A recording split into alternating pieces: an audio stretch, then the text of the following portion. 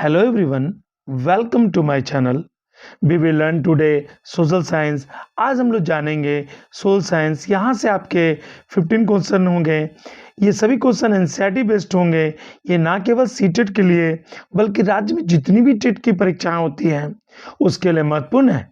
So video को skip ना करें, पूरा वीडियो देखें और अपने नॉलेज को इंक्रीज करें। अगर आप हमारे चैनल पर नए हैं तो जल्दी से चैनल को सब्सक्राइब कर लें ताकि हर वीडियो का नोटिफिकेशन सबसे पहले आपको मिले। तो हम लोग पहले क्वेश्चन को जान लें। पहला क्वेश्चन क्या कह रहा है? भारतीय संविधान के अनुसार अवशिष्ट शक्तियां सन्निहित है यानी सम्मिलित है। फर्स्ट है संघ सरकार में, सेकेंड है राज्य सरकार में, थर्ड है राष्ट्रपति में, फोर्थ है उच्चतम न्यायालय में। आप प्रश्नों को समझें, इसके बाद इसका उत्तर दें। Okay, its answer is first, संघ सरकार, जिसे हम क्या कहते हैं? केंद्र सरकार। ओके, यानी केंद्र सरकार भी हम इसे कहते हैं, संघ सरकार को।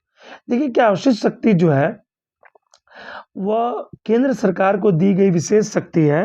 संसद को किसी भी विषय पर कानून बनाने का अधिकार है जो समवर्ती या राज्य सूची में शामिल नहीं है। यानी अवशिष्ट शक्तियां किसे प्रदान की गई है? संघ सरकार यानी केंद्र सरकार को। Okay, come to the second number question को जानने। निम्नलिखित में कौन सा घास का मैदान उत्तर अमेरिका में पाया जाता है? फर्स्ट है वेल्ड, सेकेंड है प्रेरीज, थर्ड है पम्पास और फोर्थ है स्टेपिस। ओके, आप प्रश्न को समझें। घास का मैदान उत्तर अमेरिका में पाया जाता है। अब इसका उत्तर दें। Okay, its answer is second, prairies. देखिए, प्रेरीज जो है वह उत्तर में। वेल्ड कहाँ पाया जाता है इसे भी आप जाने। वेल्ड पाया जाता है, आप इसे समझें, दक्षिण अफ्रीका। ओके, दक्षिण अफ्रीका। और प्रेरीज तो आप समझ ही गए, उत्तरी अमेरिका में पाया जाता है। और पम्पास है, पम्पास जो है वह है ओके, अर्जेंटीना।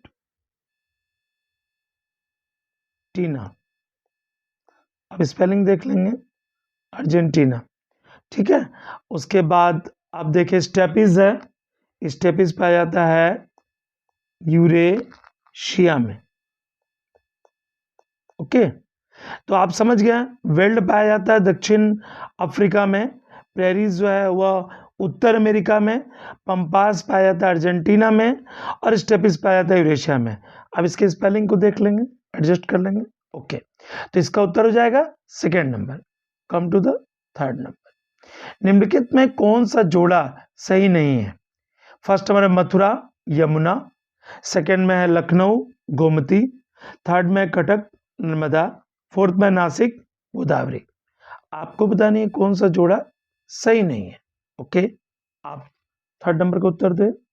ओके, देखिए, थर्ड नंबर का जो उत्तर होगा वह होगा थर्ड, यानी कटक।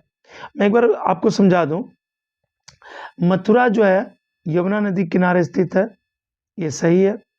लखनऊ जो है वो गोमती नदी किनारे, ये भी सही है। नासिक जो है गोदावरी नदी किनारे स्थित है, ये भी सही है। और जो कटक है वह महानदी, ओके, महानदी के किनारे स्थित है। तो जो नर्मदा है वो गलत हो जाएगा। ओके, यहां से पूछा कौन सा जोड़ा सही नहीं है। आप इन बातों को समझ गए, यानी कटक जो है वो महानदी के किनारे स्थित है। तो सही उत्तर क्या हो जाएगा? Third number. Okay, come to the fourth number. किस पर्वत चोटी का नाम माउंट राजीव रखा गया है? फर्स्ट नंबर गढ़वाल हिमालय श्रृंखला की एक अनामित चोटी, सेकेंड है कंचनजंगा, थर्ड है धौलागिरी, फोर्थ है कैलाश पर्वत। आप प्रश्नों को समझे। किस पर्वत चोटी का नाम माउंट राजीव रखा गया? फर्स्ट है गढ़वाल हिमालय श्रृंखला की एक अनामित चोटी, सेकेंड है कंचनजंगा, थर्ड है धौलागिरी और फोर्थ है कैलाश पर्वत। आप इसका उत्तर दें। फोर्थ नंबर का क्या उत्तर होगा? Okay, its answer is first, Garhwal Himalaya श्रृंखला की एक अनामित चोटी। देखिए कंचनजंगा जो है विश्व का तीसरा यानी थर्ड, ओके, विश्व का तीसरा सबसे ऊंचा पहाड़ है और इसकी ऊंचाई कितनी है इसे भी आप जान लें, 8586।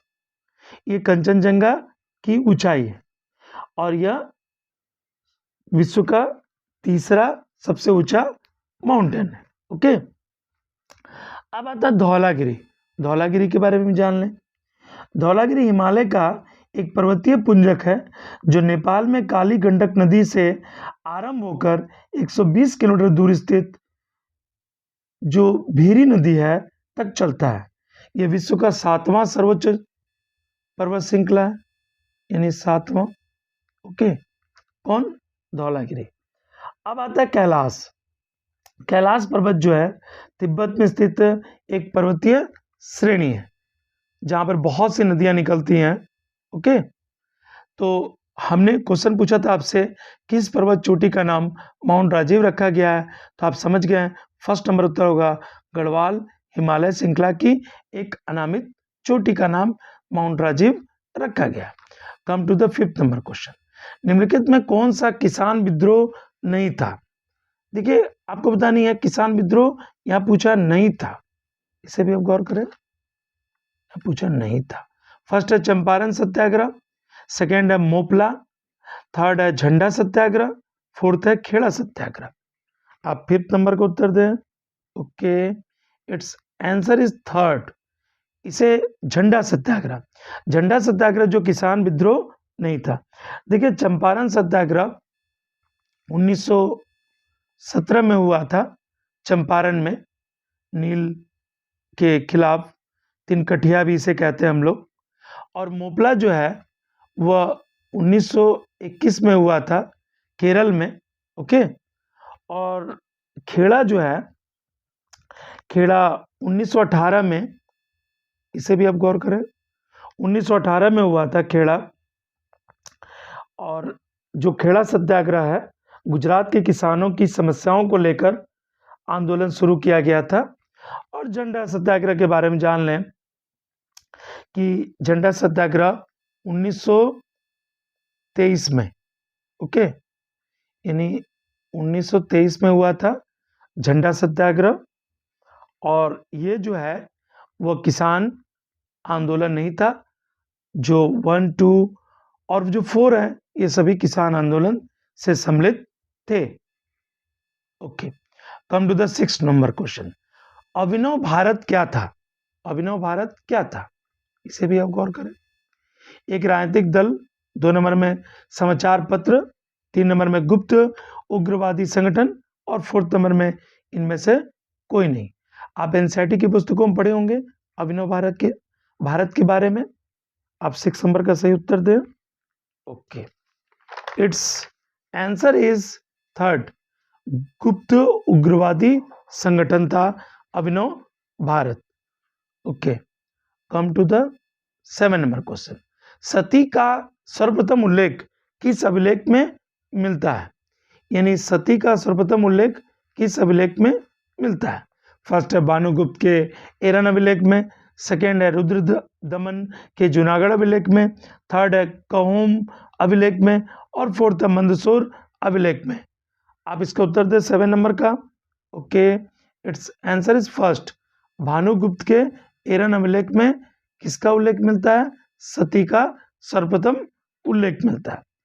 देखिए इसके बारे में थोड़ा मैं बता दूं, प्रथम सती होने का प्रमाण 510, ओके, 510 ईस्वी के भानुगुप्त के एरन अभिलेख में मिलता है, जिसमें किसी भोजराव नामक सेनापति की मृत्यु पर उसकी पत्नी के सती होने का उल्लेख है।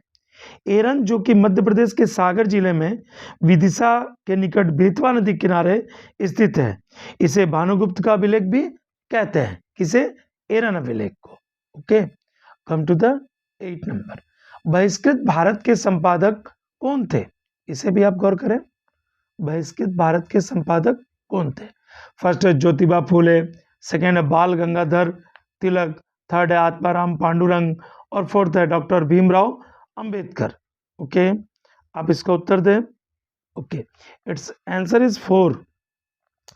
देखिए, बहिष्कृत जो हितकारिणी सभा थी वह अछूतों के उन्नति के लिए सामाजिक आंदोलन निर्माण करने की दृष्टि से डॉक्टर भीमराव अंबेडकर ने 20 जुलाई 1924 को, ओके, यानी कितना, 20 जुलाई 1924 को बहिष्कृत हितकारिणी सभा की स्थापना की थी। Okay, come to the 9 number. इस्लामी स्थापत्य कला का सर्वप्रथम निर्माण किसे माना जाता है? इसे भी आप गौर करें प्रश्नों को। स्थापत्य कला का सर्वप्रथम निर्माण किसे आता है? फर्स्ट है कुतुब मीनार, सेकंड है अलाई दरवाजा, थर्ड है लाल किला और फोर्थ है हुमायूं का मकबरा। आप इसका उत्तर दें। Okay, its answer is first, Qutub Minar. देखिए, कुतुब मीनार जो है भारत में दक्षिण दिल्ली शहर के महरौली भाग में स्थित है। ईंट से बनी विश्व की सबसे ऊंची मीनार है यह।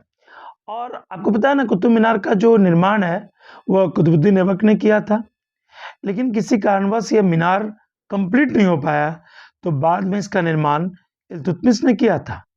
दोनों ही गुलाम वंश के शासक थे। Okay, come to the 10 number question. Kesavananda Bharati बनाम केरल राज्य विवाद 1973 में सर्वोच्च न्यायालय ने क्या व्यवस्था दी थी?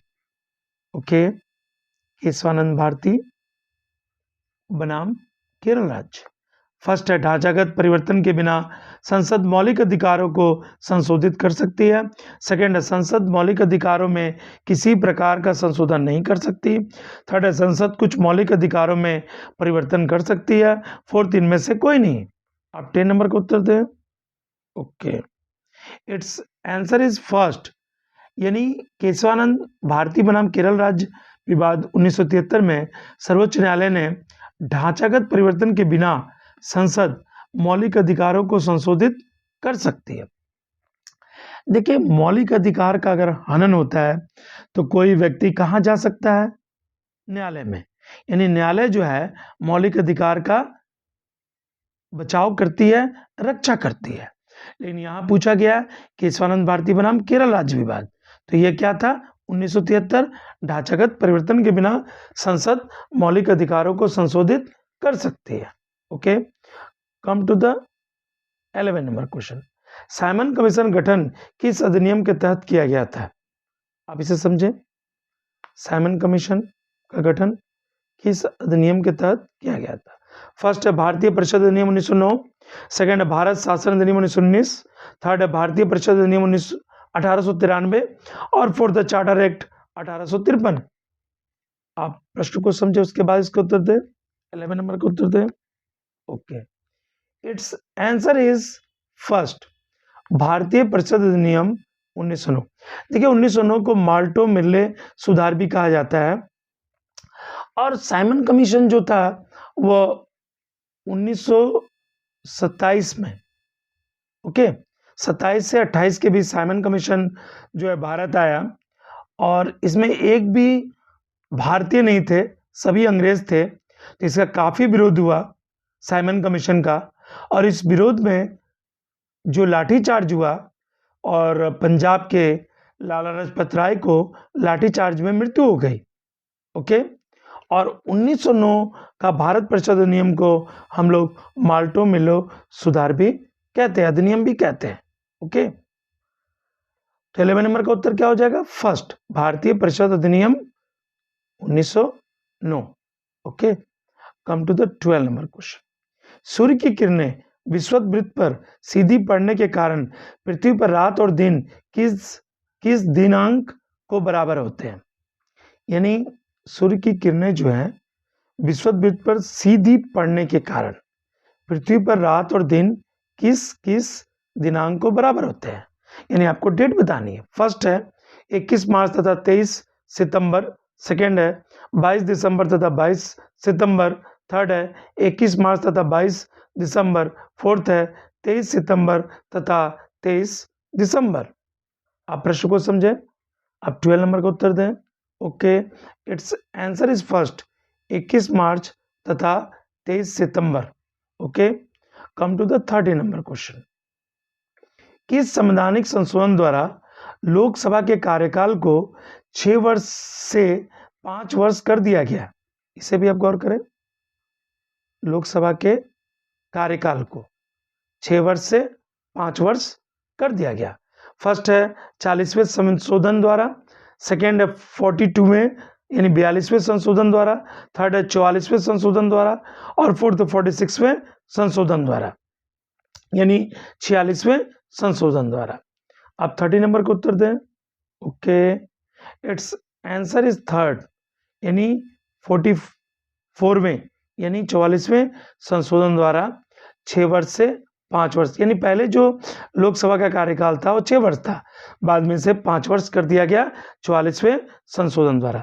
और जो 44वें संशोधन है वो कब आया था? तो 1978 में। ओके, और इसमें क्या सुधार हुआ तो मैं थोड़ा और बता दूं आपको।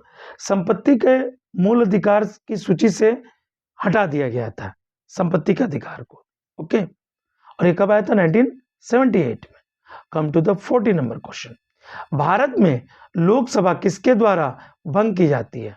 फर्स्ट, मुख्य न्यायाधीश के परामर्श से राष्ट्रपति द्वारा, सेकंड, मुख्य निर्वाचन आयुक्त के परामर्श से राष्ट्रपति द्वारा, थर्ड, लोकसभा के परामर्श से राष्ट्रपति द्वारा और फोर्थ, प्रधानमंत्री के परामर्श से राष्ट्रपति द्वारा। अब प्रश्न को समझ ले, भली बात ही, उसके बाद इसका उत्तर दे। अब 40 नंबर का उत्तर दे। ओके, इट्स आंसर इज 4 यानी प्रधानमंत्री के परामर्श पर राष्ट्रपति। देखिए, प्रधानमंत्री के पास ये पावर होता है, ये शक्ति होती है कि वो लोकसभा को भंग कर सकते हैं। ये कब होता है? जब वो अल्पमत में हो या विश्वास मत उनको प्राप्त नहीं हुआ हो, तब वह ऐसा कर सकते हैं, या उनका कार्यकाल पूरा हो गया हो। ओके, तब प्रधानमंत्री के परामर्श पर राष्ट्रपति द्वारा लोकसभा भंग किया जा सकता है। Okay, come to the 15 number. Gupta वंश से पहले तथा कुषाण वंश के उपरांत पाटलिपुत्र पर किस वंश का शासन था? ओके, गुप्त वंश से पहले तथा कुषाण वंश के उपरांत पाटलिपुत्र पर किस वंश का शासन था?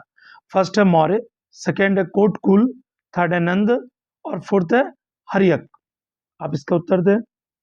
Okay, its answer is 2 कोटकुल।